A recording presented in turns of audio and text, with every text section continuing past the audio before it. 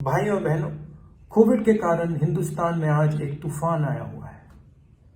सबसे ज्यादा चोट गरीब जनता को लगी है। मजदूरों को हजारों किलोमीटर पैदल भूखा प्यासा चलना पड़ा। और जो हमारी रीढ़ की हड्डी है, स्मॉल एंड मीडियम बिजनेसेस, जो इस देश को रोजगार देते हैं, वो एक के बाद एक बंद हो रहे हैं। हिंदुस्तान को कर्ज की जरूरत नहीं है। आज हिंदुस्तान को पैसे की जरूरत है। गरीब जनता को पैसे की जरूरत है। इसीलिए कांग्रेस पार्टी एक आवाज से सरकार से 4 मांगे कर रही है। पहली मांग, हर गरीब परिवार के बैंक अकाउंट में महीने का 7,500 रुपए 6 महीने के लिए डाला जाए।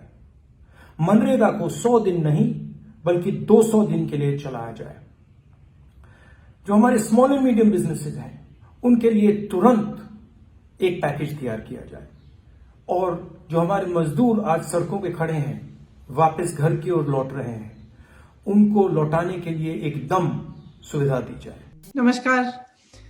आज देश भर में कांग्रेस के कार्यकर्ता, कांग्रेस के नेता उन लोगों के पक्ष में अपनी आवाज उठा रहे हैं जो लॉकडाउन से, कोरोना महामारी के असर से सबसे ज्यादा प्रभावित हैं। हम इसीलिए ये काम कर रहे हैं ताकि सरकार उनकी आवाज सुने।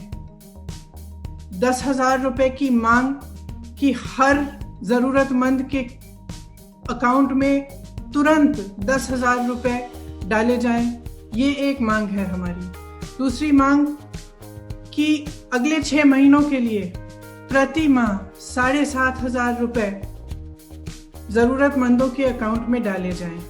इसके साथ साथ जो घर पहुंचे हैं, जो प्रवासी मजदूर घर पहुंच चुके हैं, गांव में पहुंच चुके हैं, उनके लिए, उनकी मदद के लिए मनरेगा के जो कार्य दिन हैं वो 100 दिन से 200 दिन तक बढ़ाए जाएं। जो छोटे व्यापारी हैं, जो लॉकडाउन के असर से जूझ रहे हैं, जिनके पास 2 महीनों से कोई बिजनेस नहीं है, जो छोटे दुकानदार हैं, बुनकर है, छोटे व्यापारी हैं, उनकी मदद के लिए सरकार कुछ करे।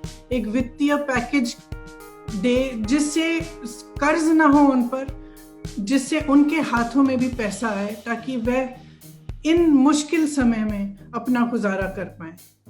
लॉकडाउन ज़रूरी था, ये मान के चलिए, मगर क्या यह भी ज़रूरी था कि देश की जनता को सिर्फ 4 घंटे की मोहलत दी जाए? क्या सरकार ने सोचा था कि जब कारखानों के, जब दुकानों के मालिक अपने दरवाजे बंद कर देंगे तो मजदूर का क्या होगा? सरकार ने सोचा कि सड़क पर खड़े बेरोजगार मजदूर क्या कमाएंगे, क्या खाएंगे, कैसे जिएंगे, कहाँ जाएंगे?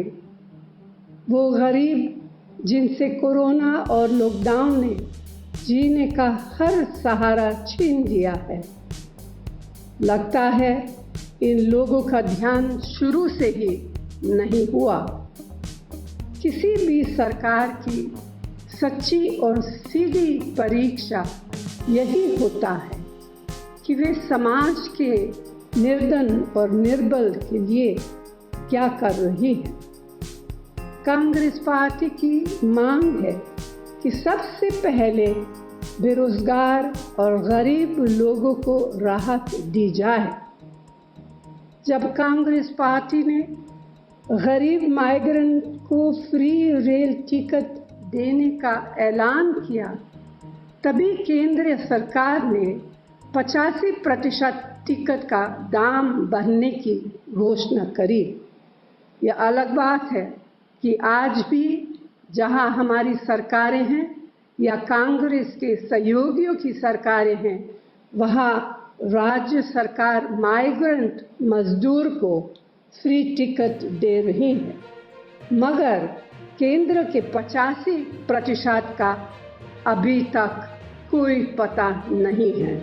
ऊपर से ट्रेन की कमी के कारण आपने खुद देखा है किस तरह मजदूर अपने पूरे परिवार के साथ वो ट्रक, टेम्पो, साइकिल पर हाईवेज पे जा रहे हैं, उनकी हालत देखकर किसी का भी दिल कांप उठता।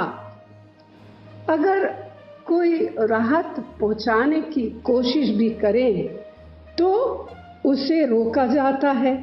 जैसे हाल में भाजपा सरकार किसी न किसी बहाने पर कांग्रेस की बसों को रोका है।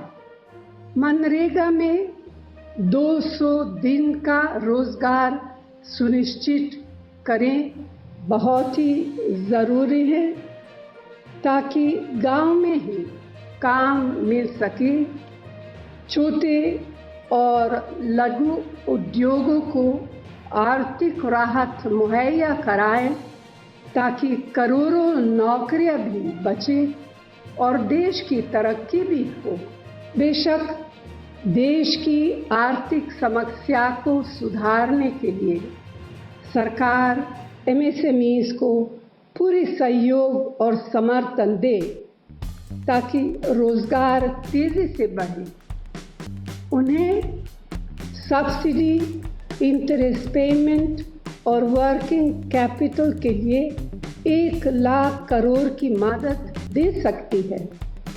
ये भी उतना ही ज़रूरी है कि इस हालत में हर एक बेरोजगार और गरीब व्यक्ति को कम से कम 10 किलो मुफ्त राशन बिना राशन कार्ड के लिए जाए और इसके अलावा अगले 6 महीने तक उनके खातों में डायरेक्ट ट्रांसफर द्वारा 7,500 रुपये डाले जाए।